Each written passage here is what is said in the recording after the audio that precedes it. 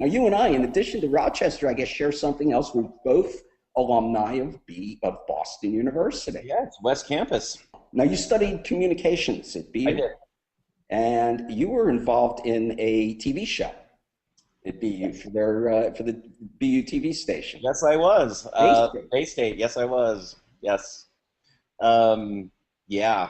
It that actually, I mean, Bay State is kind of what got me sort of on the path of being kind of an independent creator in a way. I think, when I was on the show, I was an actor on the show, and I was a big soap fan. And like I loved, at the time when I was there, like 90210, Melrose Place, all those shows. I loved those shows, and I loved being on Bay State. But I was one of the main characters on the show, and I think it was probably my junior year. I decided, this show is actually kind of cool. I think a lot more people should see it. It should be bigger than it is, I think, was kind of what I was thinking. And I kind of took over and became their, like the PR person for the show. And when we were doing the show, I started, I would start pitching the show to like the Soap Opera Digest magazine and Soap Opera Weekly. So they started featuring this little college soap opera that was seen, closed circuit, across Boston. And then eventually I started getting like the real like actors from the soaps that were on the air.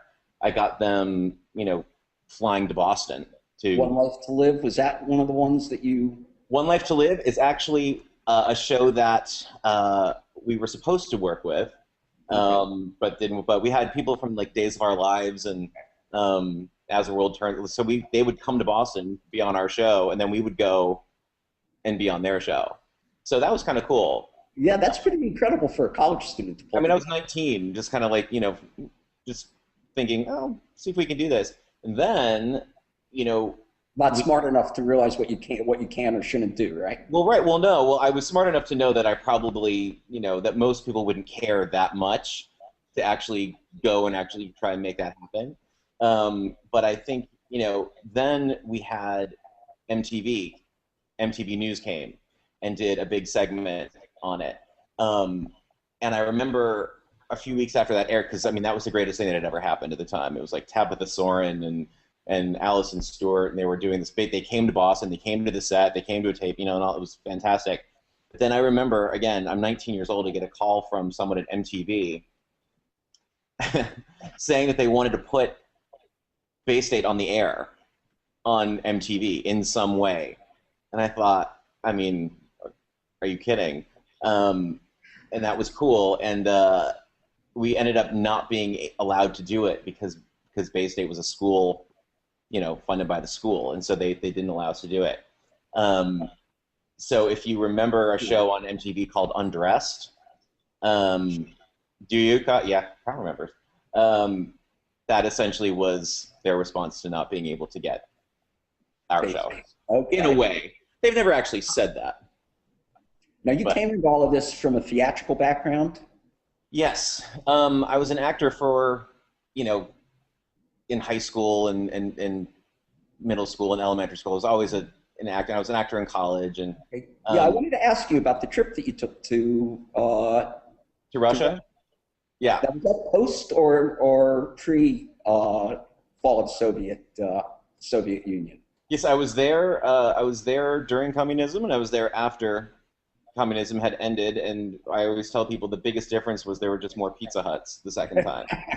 Yeah, so when I was in high school, my high school theater group did an exchange with the Children's Theater of Moscow, and high school, and so they came to the U.S. And performed in various places, and then we went there for 2 weeks, and we did, the first time I went, we did Man of La Mancha, and we did that in Moscow and Leningrad. At the time, it was Leningrad, and in various places in Russia. And then, the second time I went, we did West Side Story. Had to be a fascinating experience for you. I played Latin characters twice in Russia. Yeah. That had to be. Did they get it? You know, if you've ever seen Man of La Mancha, that's a hard show to get in English. So I think, but I mean, West Side Story is it's Romeo and Juliet. Yeah, it's a So universal story. right.